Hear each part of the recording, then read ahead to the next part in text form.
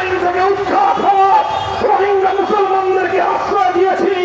রাখাইনে মুসলমানদেরকে রোহিঙ্গাদেরকে আবার পুনর্বাসন করবার জন্য যা করতে হয় আমরা তাই করার জন্য প্রস্তুত রয়েছি।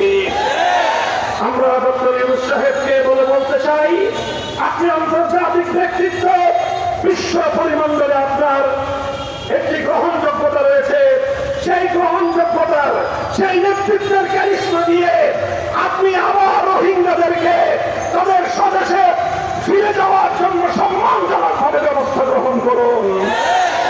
রাখাইন এবং গাজার মুসলমানদের প্রতি শুধু নয়, ভারতের 30 কোটি নিপীড়িত মুসলমানদের প্রতি বাংলার এই শাহজালালের জনপদ থেকে আমরা পেগাম দিয়ে দিতে চাই, হিন্দুত্ববাদী মোদীর বিরুদ্ধে তোমরা মুখে দাঁড়াও। তোমরা এখনো সীমান্তের এপার থেকে বাংলার 18 কোটি মানুষ তোমাদের সঙ্গে রয়েছে। ভারতের বিতর্কিত আইন সংশোধনী বিল 2025 এর মধ্য দিয়ে শত শত বছরের মুসলমানদের মসজিদ, মাদ্রাসা, কবরস্থানের জন্য উৎসর্গিত শত শত হাজার হাজার একর ভূমি দখল করবার যে পায়তারা মোদী করছে, আমরা বলতে চাই, মোদী তুমি গোটা ভারতবর্ষে এখন একা এবং বিচ্ছিন্ন হয়ে গিয়েছ।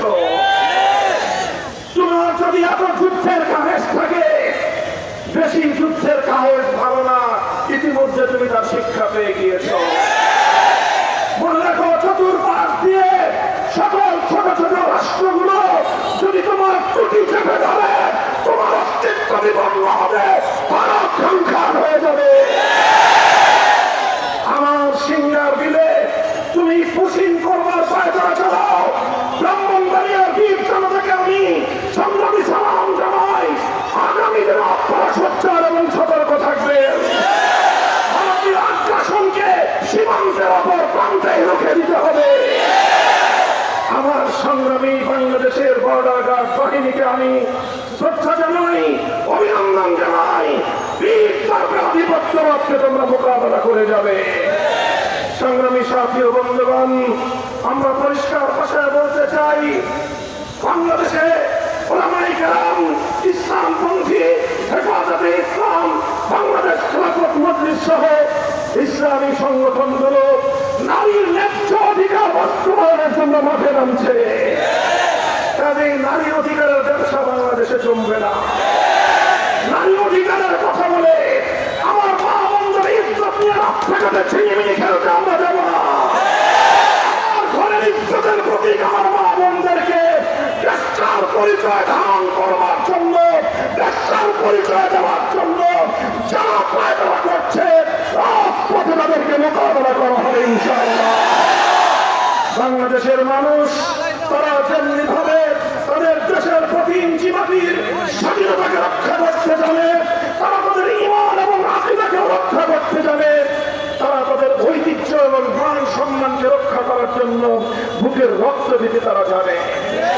সংগ্রামী সাথী ও বন্ধুগণ, বক্তব্যের শেষ পর্যায়ে অন্তর্বর্তীকালীন সরকারকে আমি বলতে চাই, ডক্টর ইউনূস সাহেব স্মরণ করুন সেই দিনগুলোর কথা, যেদিন আদালতের পাড়ায় পাড়ায়, গলিতে গলিতে আপনিও আমাদের মতো খুনখুন করতে গেলেন।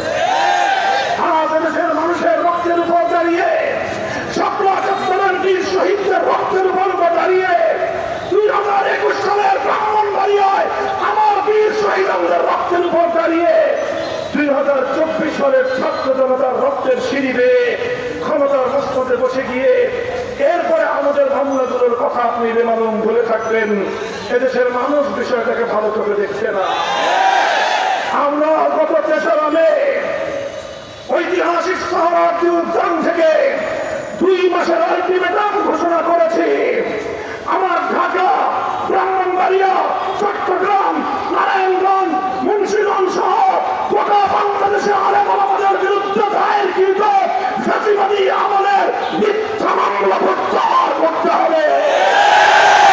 যদি সেটা করতে ব্যর্থ হন, আর যদি আমাদের ন্যায্য দাবি বারবার আপনাদের দুয়ারে আঘাত এসে দুয়ারে খটখট করে কড়া মেরে ব্যর্থ হয়ে ফিরে আসতে হয়, 2 মাস পরে আমরা আর আপনাদের দুয়ারে যাব না, রাজপথে দখল নিয়ে যা করতে হয় নিজেরাই করবো ইনশাআল্লাহ।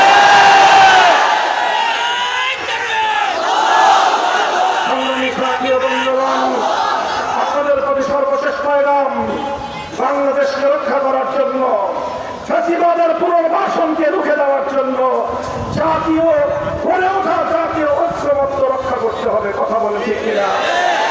ওবায়দুল মুক্তাদের চৌধুরী সাহেব যারা এই ব্রাহ্মণবাড়িয়ার মাটিতে 2021 সালে বিনা উস্কানিতে জামিয়া ইউনুসিয়ায় হামলা চালিয়ে আমার ছাত্র জনতাকে হত্যা করেছিল, ব্রাহ্মণবাড়িয়ার মাটিতে সেই হত্যার বিচার কার্যকর করতে হবে।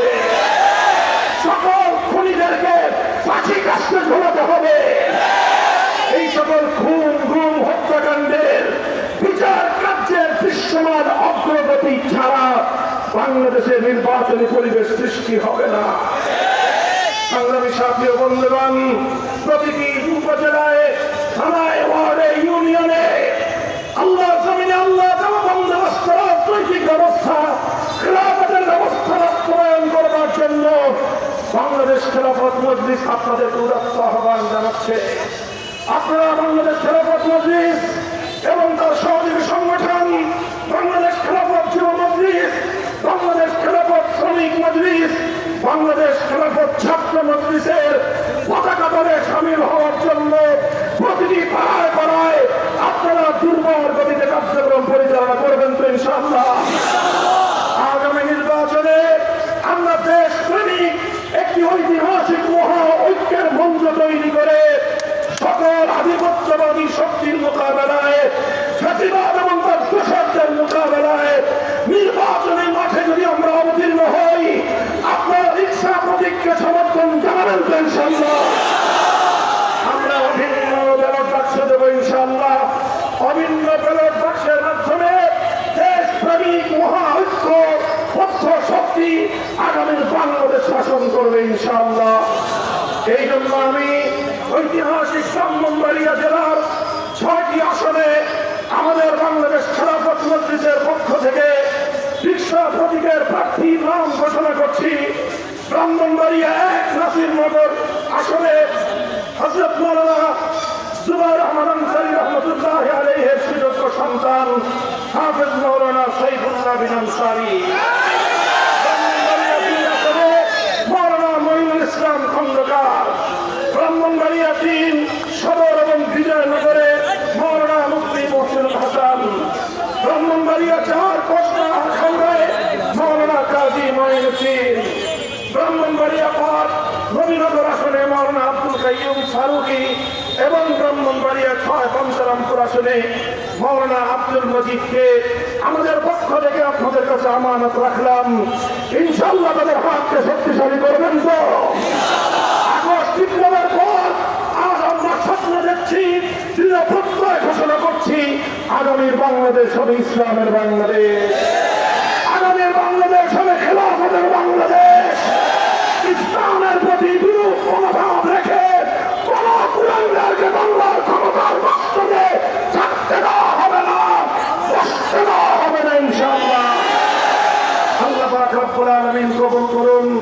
আজকের এই গণসমাবেশ সাফল্যমণ্ডিত করার জন্য ব্রাহ্মণবাড়িয়া নেতৃবৃন্দ, দায়িত্বশীল সকল কর্মী জনসাধারণকে, ব্রাহ্মণবাড়িয়াবাসীকে সংগ্রামী সালাম জানিয়ে বিদায় গ্রহণ করলাম। আসসালামু আলাইকুম।